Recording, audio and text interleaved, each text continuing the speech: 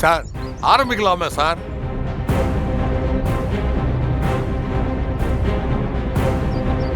திருமதி அழகம்மையின் மகன் திரு சிவபதியின் மூத்த மகன் திரு தென்னரசுக்கு சொந்தமான இந்த வீட்டை அவர் திரு லால் சேட்டிடம் 1 கோடி ரூபாய்க்கு அடமானம் வைத்துள்ளார்.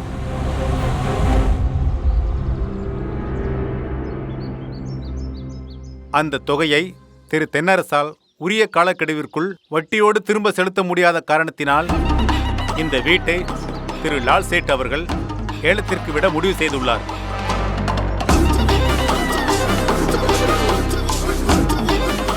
இந்த வீட்டை ஏலத்திற்கு எடுக்க விரும்புபவர்கள் 5 லட்சம் ரூபாய் டெபாசிட் கட்ட வேண்டும். உரிய ரசீதை முதலில் பெற்றுக்கொள்ளலாம்.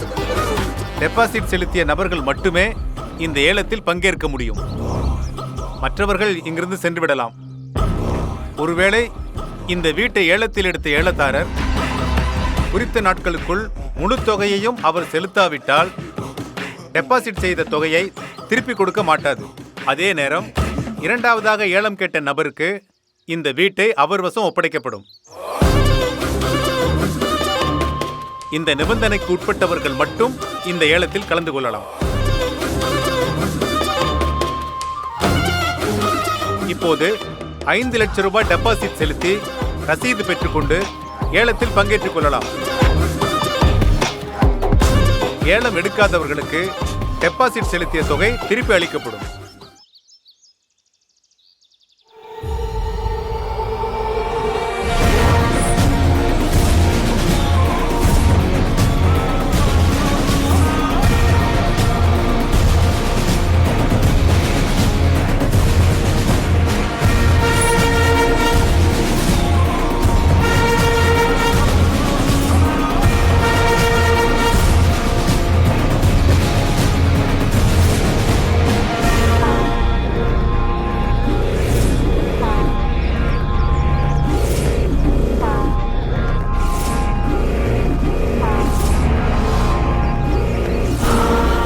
தற்போது ஏலம் துவங்குகிறது.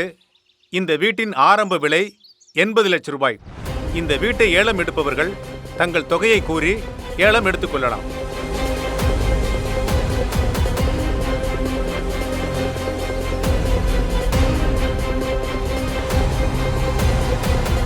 $80 லட்சம், 85 லட்சம், 1 கோடி, 1 கோடி ஒரு தரம், 1 கோடியே 10 லட்சம், 1 கோடி 20 லட்சம், 1 கோடி 20 லட்சம் ஒரு தரம். என்ன மச்சான், வீடு 2 கோடி ரூபாய்க்கு மேல போகும் போல இருக்கு. கண்டிப்பா போவோம் மச்சான். ஆமா, உங்க வீட்டை ஏலம் விடுற உங்க அப்பா தம்பி யாருமே இங்க வரல. நான் கூட அவனுங்க இங்க வந்து பெரிய கலாட்டா பண்ணி ஏலத்தை நிறுத்துருவாங்கன்னு நினைச்சேன். ஆனா கப்சிப்புன்னு இருக்காங்க.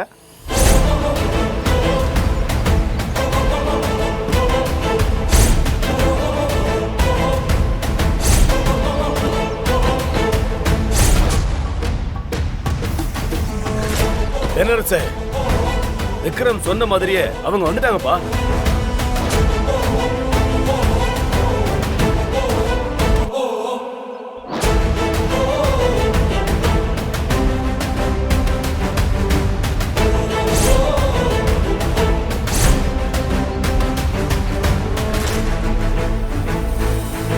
ஏலம் ஆரம்பிச்சாச்சு.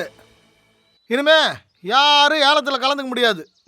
இத ஏலம் விடுற அதிகாரிகளும் அனுமதிக்க கூடாது. வேலு, ஏற்கனவே ஏலம் ஆரம்பிச்சாச்சு. இப்போ இடையில வந்து ஏலத்திலே கலந்து கொள்ள முடியாது. சேட்டு, இது எங்க அப்பாவோட வீடு. கண்டிப்பா நாங்க இந்த ஏலத்துல கலந்துக்கணும். அதுக்கான உரிமை எங்களுக்கு இருக்கு. இந்த ஏலத்திலே சாதாரணமா கலந்து கொள்ள முடியாது. அதுக்கு முதல்ல 5 லட்சம் ரூபாய் டெபாசிட் பண்ணணும். அதுக்கு முதல்ல உன்கிட்ட பணம் இருக்கா வேலு?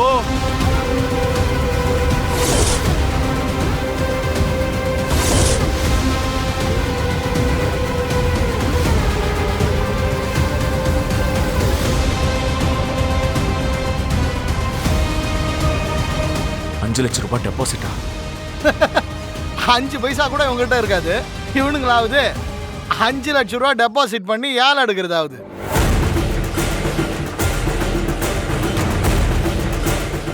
முதல்ல இவங்களை வெளில போக சொல்லுங்க சேட்டு. வேலை நான் 5 லட்சம் ரூபாய் டெபாசிட் கட்டுறேன், நீ ஏலம் எடுப்பா. வாப்பா. சார் உங்க அக்கௌண்ட் நம்பர் சொல்லுங்க சார், நான் ஆன்லைன்ல ட்ரான்ஸ்ஃபர் பண்றேன். சார் அதெல்லாம் முடியாது, கிளம்புங்க. மச்சான் மச்சான் ஒரு நிமிஷம் வா. சார் நீங்க நம்பர் சொல்லுங்க சார். 90. மச்சான் அவசரப்படாத, அவங்க ஏலத்துல கலந்துக்கிட்டோம். ஒரு ஆர்வத்துல வீட்டு ஏலம் எடுத்தாலும் அவங்களால அவ்வளோ பணத்தை புரட்ட முடியாது. நீ சொல்றது சரிதான். ஏலம் எடுக்கும்போது ரேட்டை நல்லா ஏற்றி விட்டுற வேண்டியதுதான். சார் அமௌண்ட் வந்துருச்சா சார்? ஒரு நிமிஷம் இருங்க. வந்துருச்சு சார். ஓகே. சரி. ஒருவேளை வீட்டை ஏலத்தை எடுத்துட்டு குறிப்பிட்ட நாளுக்குள்ளே பணத்தை கொடுக்கலன்னா நீங்க கட்டின 5 லட்சம் ரூபாய் டெபாசிட் பணமும் போயிடும். சரிங்க சேட்டு, நாங்க பாத்துக்கிறோம்.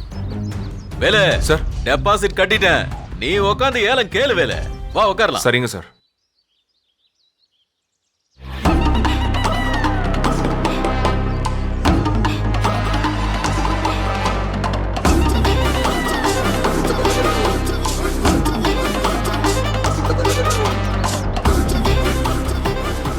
ஒரு கோடியே 20 லட்சம் ஒரு தரம்.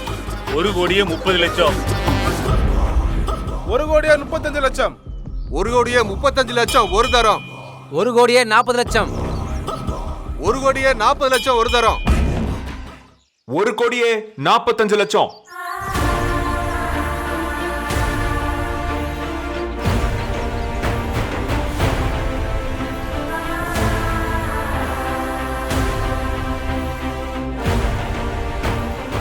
1 கோடியே 45 லட்சம் ஒரு தரம்.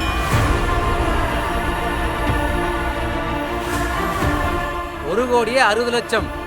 1 கோடியே 60 லட்சம் ஒரு தரம். 1 கோடி 61 லட்சம். 1 கோடியே 70 லட்சம். 1 கோடியே 70 லட்சம் ஒரு தரம். 1 கோடியே 71 லட்சம்.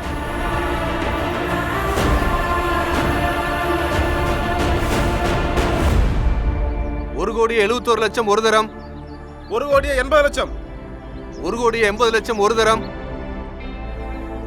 1 கோடியே 81 லட்சம். 1 கோடியே 81 லட்சம் ஒரு தரம். 1 கோடியே 90 லட்சம். 1 கோடியே 90 லட்சம் ஒரு தரம். 1 கோடியே 91 லட்சம்.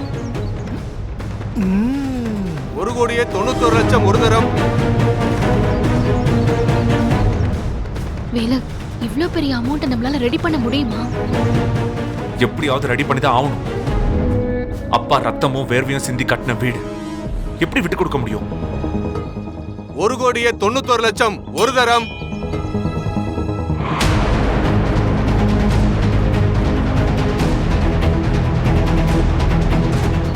1 கோடியே 91 லட்சம் 2 தரம்.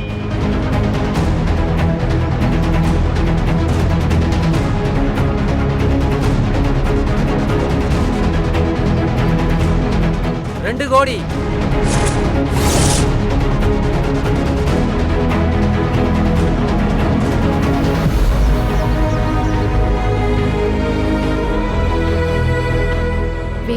2 கோடிலாம் நம்மளால ஏற்பாடு பண்ண முடியுமா? கொஞ்சம் யோசிச்சுக்கோ. 2 கோடி ஒரு தரம். 2 கோடியே 10,000.